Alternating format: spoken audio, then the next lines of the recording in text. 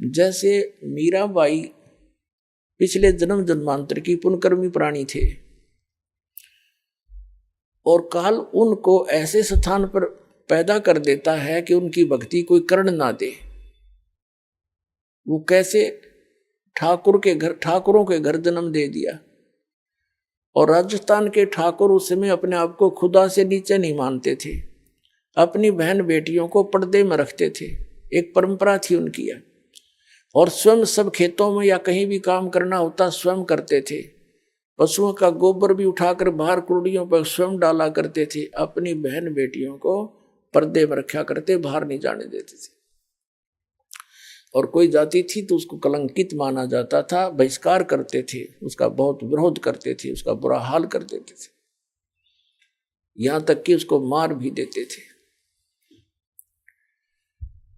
अब परमात्मा की आत्मा भगवान बन नहीं रह सकती और पिछले संस्कार उसको टिकने नहीं देते, जिसके परिणाम स्वरूप वो आत्मा परमात्मा के लिए कहीं ना कहीं भटक रही होती है। काल ने जगह जगह एजेंट बैठा रखे अपने। कहीं देखोगे कोई पूजा पाड़निया, कितने कोई पत्रालियां बैठा ला तेरी भविष्य बता दूं, आजा बैठ जा धर दे 20 रुपये।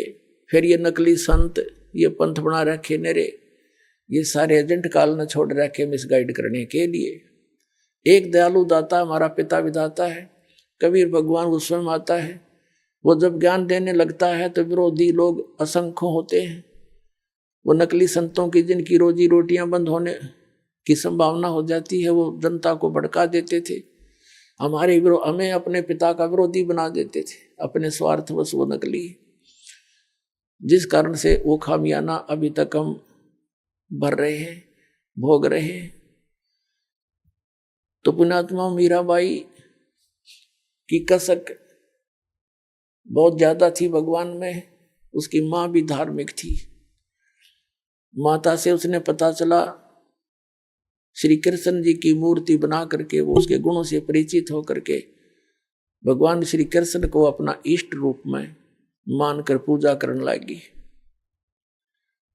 अब जब उसका विवाह करने लगे तो उसकी माँ उसने स्पष्ट कह दिया कि माता मैं दूसरी शादी नहीं कर सकती, मैंने तो ब्याह कर लिया भगवान से। तो नहीं माना, समाज का कारण था, जबरदस्ती उसका ब्याह कर दिया। एक बहुत अच्छे नेक व्यक्ति से विवाह, एक बहुत अच्छे नेक व्यक्ति से हुआ। और वो विवाह के 4 वर्ष के बाद उसके पति की मृत्यु होगी, मीराबाई के पति की। लेकिन उसने मीराबाई की प्रार्थना पर इतनी सुविधा दे दी थी कि मंदिर में जाने अलाउड कर दिया था। वो नगरी का राजा था, तो राजा के आगे विरोध कौन कर सकता है। उसके साथ में 2-3 नौकरानियां बहनें चली जाती थी, तो जिससे तो दूसरे ठाकुर लोग भी नहीं बोल सके, भी अकेली नहीं जाती है, 4-5 जाते हैं इसके साथ। और फिर राजा के सामने प्रत्येक व्यक्ति कुछ नहीं बोल सकता। अब वो मंदिर जाती थी, अटूट श्रद्धा थी भगवान में। अब परमात्मा कहते हैं सौ छल छिद्र मैं करूं अपने जन के काज, 100 छल छिद्र मैं करूं। अब क्या हुआ, दयालु है परमात्मा, सतगुरु आए दया करी, ऐसे दीन दयाल। ये हमारे सत परमात्मा सतगुरु आते हैं, ऐसे दीन दयाल हैं, अपनी आत्माओं को अपना रास्ता आप ही बताते हैं। एक दिन उस परमात्मा कबीर जी के शिष्य हो गए थे, रविदास जी और भी कई शिष्य हो गए थे, लेकिन रविदास जी उनके बहुत निकट रहते थे और वो चमार जाति से थे। आज से 600 वर्ष पहले ये छुआछूत चरम सीमा पर था। और ये जो शेड्यूल कास्ट के जो व्यक्ति होते थे, अनुसूचित जाति यानी चमार हुए, जुलाहे हुए, इनसे अन्य विशेष कर सर्वण जाति बहुत इनको हे समझती थी, इनके निकट नहीं मान जाते थे। तो मीराबाई, जिस रास्ते से मीराबाई जाती थी मंदिर में, उसी रास्ते में बीच में एक गरीब की झोपड़ी थी, आगे उसके साथ ही एक लंबा वैसे वन था, वृक्ष थे, खुला मैदान था। वहां परमात्मा कबीर जी और रविदास जी दोनों संत रूप में वहां सत्संग करने लगे। अब मीराबाई जा रही थी मंदिर में, और जब देखा जाते समय कि कोई साधु संत आए हैं, लोग इकट्ठे हो रहे हैं, वापस आई, घंटा 2 घंटा मंदिर में अपनी करके पूजा अर्चना, तो वापस देखा तो वहां सत्संग शुरू हो गया, हो रहा था। मीराबाई और सखियों ने सबने मिलकर सोचा चलो 2 वचन सुनते हैं, भगवान की चर्चा हो रही है। वो बैठ गई जाके। परमात्मा तो आए इसीलिए थे, उस अपनी आत्मा को कहते हैं गोता मारूं स्वर्ग में जा बैठूं पाताल, कह कबीर ढूंढता फिर अपने हीरे मोती लाल। जैसे परमात्मा ने सबको ऐसे ही खोजा, तो मीराबाई सत्संग सुनन लगी। परमात्मा ने सत्संग वही किया जो राम और कृष्ण के बारे में वो किया करते थे। गुण तीनों की भक्ति में ये भूल पड़ो संसारे, कह कबीर निज नाम बिना कैसे उतरो पारे। 3 देव की जो करते भक्ति, इनकी कदे ना होवे मुक्ति।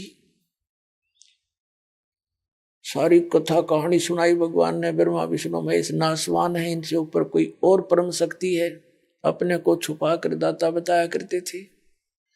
मीराबाई को शौक लगा जैसे बिजली का झटका लगा करे, क्योंकि वो श्री कृष्ण की पुजारण थी, श्री विष्णु की पुजारण थी। पहली बार तो पुण्यात्माओं सबके साथ ऐसी घटना घटी। दास को भी ऐसा झटका लगा था, क्योंकि दास श्री कृष्ण और विष्णु का कट्टर पुजारी था, हनुमान जी के व्रत रखता था। श्याम जी हमारे दादा लाई वह गांव होया करे पूरी साधली पूजा, वो भी करता था। तो पहली बार दास को भी बड़ा दुख हुआ था, लेकिन सहन करके फिर आगे जानने की चेष्टा की, तो हृदय के पट खुल गए, स्पष्ट दिखाई देता है। पहले मोतिया बंद था, हमारा ऑपरेशन हो गया, अब हृदय वाली आंखें काम करने लगेगी। अब मीराबाई को बड़ा दुख हुआ। सत्संग के बाद कहने लगी महाराज जी आप क्या बात कह रहे हो, क्योंकि पुण्यात्मा कोई भी जो प्रसन्न भी करते हैं वो सभ्य तरीके से करते हैं। कहने लगी महाराज जी हमने तो कभी ये बात सुनी नहीं, आप जो बता रहे हो।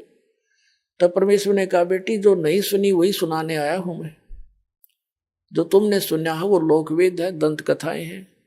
ये रामकृष्ण की आप मृत्यु होती है तो प्रश्न किया उस देवी ने कि भगवान आप कैसे कह रहे हो। भगवान श्री कृष्ण जी ने मोरध्वज राजा के पुत्र ताम्रध्वज को आरे से चिरवा कर जीवित कर दिया, आप कैसे कह रहे हो कि वो कुछ नहीं कर सकते। परमात्मा ने कहा बेटा मैं ये नहीं कह रहा कुछ नहीं कर सकते, पर ये तुम्हें मुक्ति नहीं दे सकते।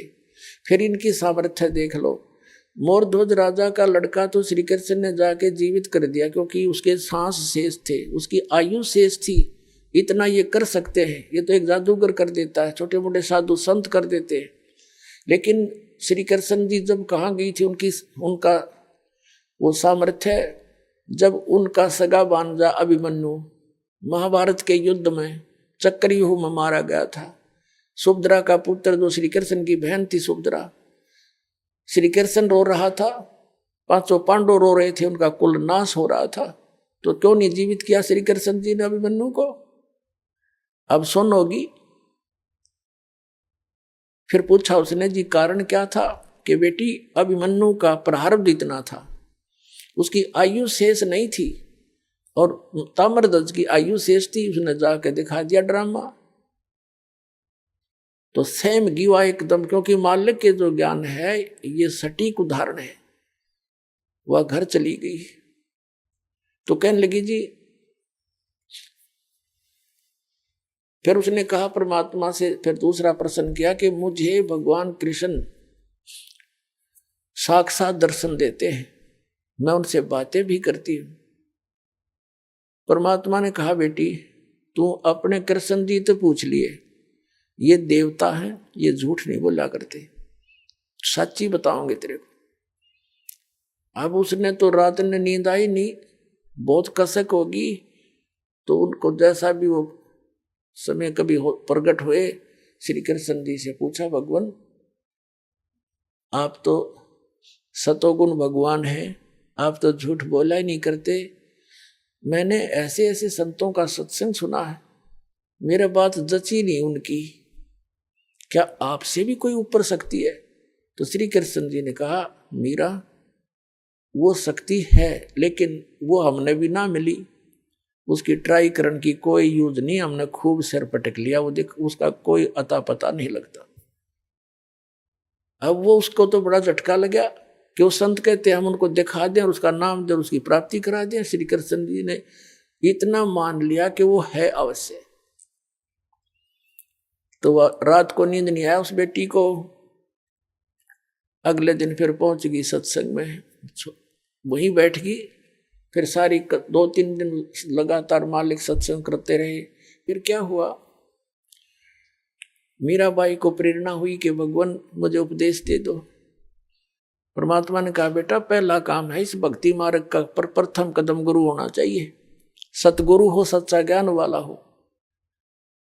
तो मीराबाई ने कहा भगवान दीक्षा दे दो।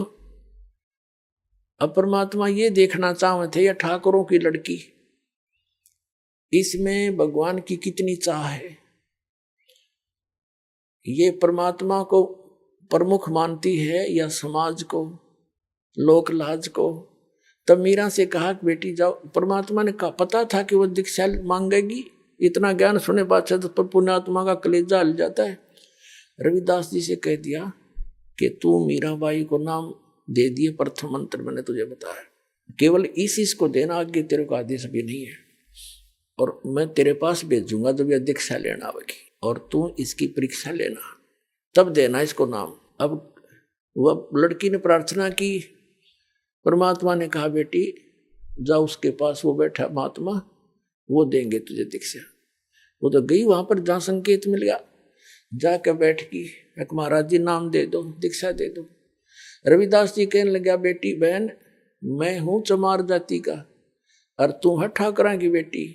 गुरु से नाम लेने के बाद जब तूने लोग जाके यूं कहेंगे तूने किससे नाम ले लिया है, चमार पर नाम ले लिया, इज्जत का नाश हो गया। और जब तेरे मन में दोष आ गया भक्ति खत्म हो जाएगी तेरी, और लोग तेरी बेइज्जती बहुत करेंगे बेटी, तो कोई और देख ले अपना गुरु। तो मीराबाई ने कहा कि महाराज जी मैं आपकी बेटी, आप मेरे पिता, बाढ़ में जाए संसार, मैंने नाम दे दो, मैं पीछा छुटवाना चाहती। तो रविदास जी ने दीक्षा दे दी। अपने आत्मा भक्तों के लक्षण ये होते हैं, वो लोक लाज नहीं करते। कभी परमात्मा की वाणी में भी गरीबदास साहिब बताते हैं, लोक लाज ना कीजिए निर्भय हो रहिए, और यो मन चावे राम को तो दासा तन करिए।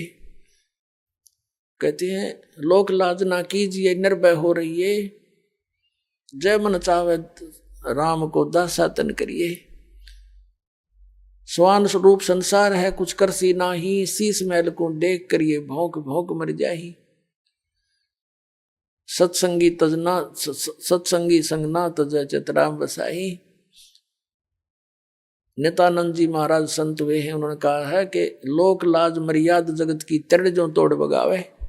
ये लोक लाज मर्याद जगत की नौगे तरण की तरह डिकड़े की तरह तोड़ के फेंक दे, तब कोई राम भगत गत पावे। तो साधु संतां के पिछले उदाहरण देख लो, उन्होंने लोक मर्यादा कति नहीं करी। जैसे आदरणीय नानक साहिब जी हिंदू धर्म में थे, अरोड़ा खत्री इनके घर जन्म था इनका, और रामकृष्ण के पुजारी थे। परमात्मा मिले तो पूरा उसी दिन त्याग दिया था, परमात्मा के दर्शन करके आते ही सब छोड़ दिया, और पूरा विरोध हुआ था उसका हिंदू समाज में, होने दे, कति परवाह नहीं करी। ये दृढ़ भक्त होते हैं जिनको भगवान आकर मिलते हैं।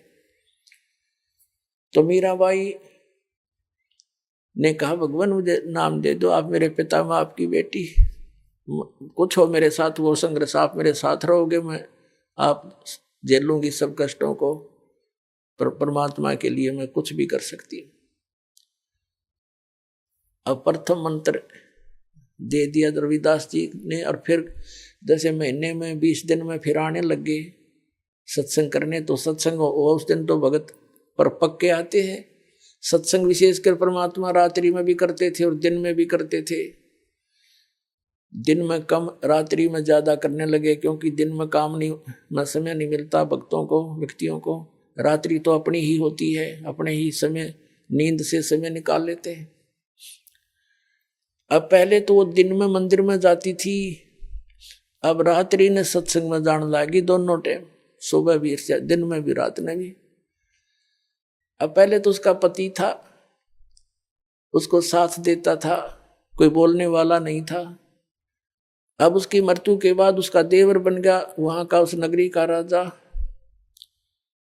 उसने मीराबाई को बहुत समझाया कि तू अब मत जाया कर, पहले तो तेरा पति था, अब लोग पता नहीं क्या क्या बात बनाते हैं, हमारी इज्जत का नाश कर देगी तू। उसने कोई परवाह नहीं करी थी, मंदिर में जाती रही। और फिर लागी वह रात ने सत्संग में जान। इस बात का उसके देवर ने घना मलाल हो गया, घना दुख मान लिया कि इसको तो मार दे तो अच्छा है, और इसने तो इज्जत का नाश कर दिया।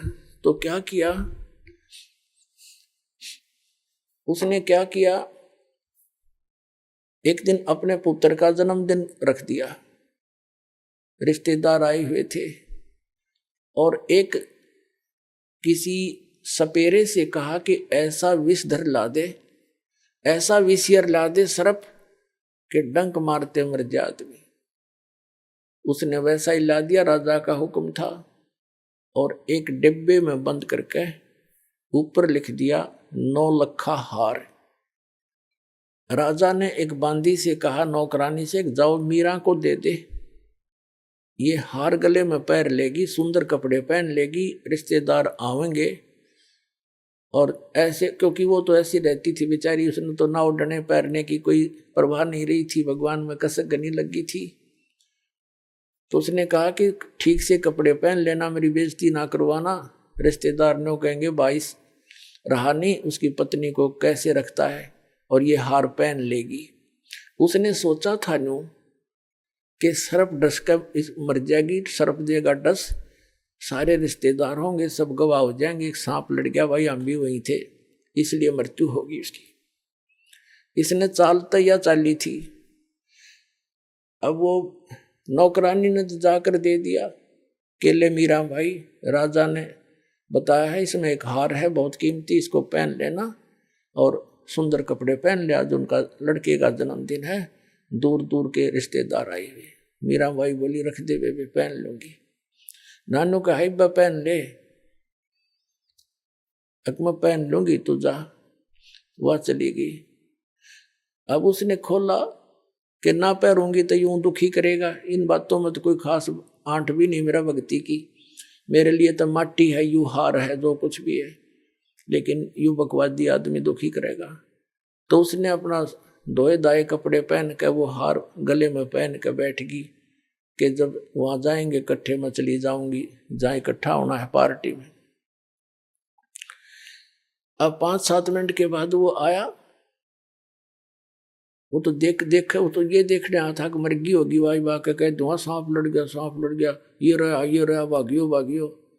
अब उसने जाकर देखा कि वो मीरा बाई गले में सुंदर हार पहने बैठी। तो कहने लगा कि ये हार कहाँ से लाई, तो कोल्टा मैं जानता था तू रातों जाती है, यही कर्म करने जाती है। वो कहने लगी जी आप भी मुझे जीने देते ना मरने देते, आप ही ने तभी भेजा था, और देख मुझे ही कलंकित कर रहे हो। तो वो कहता मैंने कहाँ, कौन से उस कहाँ भेजा था, कि ये डिब्बे में, ये बांदी नौकरानी देकर गई थी। वो डिब्बा देखा कि इसमें क्या था, कि इसमें ये हार था। अब उसने सोचा, बांदी बुलाई नौकरानी कि तू, बोली जी मैं अभी देकर बाहर ही बैठी हूँ, इनके बाहर नौकरानी थी, वो बाहर रहती थी, और यही डिब्बा, और तो उसके पास कोई वस्त्र भी, कपड़ा भी नहीं था विशेष, और कोई पात्र भी ऐसा नहीं था। अब उसने सोचा भाई बड़ी, उसने सोचा सपेरा जादू कर गया मेरी खातिर, वह ना जच्ची उसके, कोई और जादू जंत्र का दे गया होगा। तो जब तो वह बच गई। एक दिन उसने क्या किया कि एक सर्प से एक विष मंगवाया, विष डालकर एक प्याले से, उन्हें सोचा या मरती नहीं, मानती नहीं, इसने इज्जत का नाश कर दिया, जिसको जहर से मार देते हैं। उसको कहा विष, साथ गया तलवार लेकर कि ये जहर पी ले, ये विष है इसके अंदर, या तो इसको पी लेना तेरी गर्दन काटूंगा। तलवार लेकर खड़ा हो गया। मीराबाई ने सोचा मारना तो इसने है ही, तलवार से तो दर्द होगा, विष पे लेती हूँ, आराम से मर जाऊंगी। करके मालिक को याद और विष पेगी सारा। और वो देखा खड़ा खड़ा नो का नो चेहरा, आध घंटे तक बाट देखी दुश्मन ने, वो मरी नहीं, वापस आ गया या वासा होकर। तो परमात्मा कहते हैं मीराबाई को मारन लागे जहर का प्याला प्यारे, पीवत ही अमृत हो लाग्या, हो गया सर्द ही यारे। मन तू पावेगा अपना किया रे, भोगेगा अपना किया रे। भक्ति के अंदर ऐसी शक्ति है पुण्यात्माओं, विश्वास करना इस मालिक पर। ये कथाएं सुना करते थे हम, कथा नहीं थी, ये सच्ची बातें हैं। कहाँ तो विष ने मारना था, कहते हैं पीवत ही अमृत हो गया और हो गया सर्द ही यारे। कहाँ तो विष ने बेचैनी पैदा करनी थी और कहते हैं ठंडक सी होगी उस बेटी की अंतःकरण में। अब उसने सोचा भाई ना तो या मारे तो मरती, उसके देवर ने, अब इसका के इलाज करो, इसने तो हमारा बट्ठा बैठा दिया इज्जत का।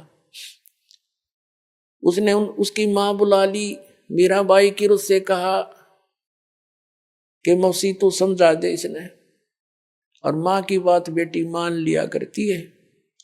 तो माँ ने बहुत समझाया, बेटी देख इधर उधर जाती है, हमारी तकरार होती है, तो अपनी भक्ति यहाँ कर ले। और वहाँ सौ प्रकार से उसने जैसे तैसे माँ बेटी को समझाती है, अपने सारे जंतर मंत्र कर दिए पर वह ना मानी। फिर यहाँ तक कहा कि बेटी हम ठाकुर, और वो चमार जिस तो तू नाम ले आई, इसमें भी हमारी बेइज्जती का मामला है बेटा, तू मत जाया कर वहां। तो माता और बेटी का फिर क्या एक कवि के द्वारा बना गया शब्द सुनाते हैं। सत्संग में जाना मीरा छोड़ दे, सत्संग में जाना मीरा, आए मारी लोग करें तकरार, सत्संग में जाना मीरा छोड़ दे। आए मारी लोग करें तकरार, सत्संग में जाना मीरा छोड़ दे। अपने आत्माओं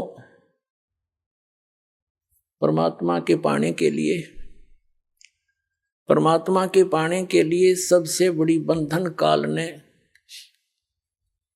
सबसे बड़े रस्से हमारा बांध रखे हैं ये लोक परंपराओं के। और परमात्मा कबीर साहब कहते हैं सोई जन उभरे जिन तोड़ी कुल की कान। परमात्मा कहते हैं कुल करने के कारण यू अनसा गया बिगो, जब यू कुल के कर लेगा तो चार पाया का हो। आज तो लोक लाज में कुल की मर्यादा में को प्रमुख मानकर सत्संग में आया नहीं, सत्संग सुने नहीं, ज्ञान होया नहीं, भक्ति करी नहीं, फिर गधा बन का घूमेगा, चार पाया का होगा। जब यू कुल के ढालड़ा होगा तेरे, तब यू कुल के कर लेगा तो चार पाया का हो। तो संतों को यू हृदय में जम जाती है बातें। तो यहाँ परमात्मा कहते हैं कि तन छूटे जब कहाँ समावेगा, और आखिर तुझको कौन कहेगा। गुरु बिन आत्म ज्ञान मन ने की कर ले, 2 दिन का मेहमान मन ने की कर ले, 2 दिन का मेहमान। कहते आखिर तुझे गुरु के बिना यू आत्मज्ञान बताओगा कौन है। तो इस प्रकार हमने इस सारे ज्ञान को समझना है। जैसे नित्यानंद जी एक ब्राह्मण कुल में थे, तहसीलदार की पोस्ट थी, 250 वर्ष पहले की बात।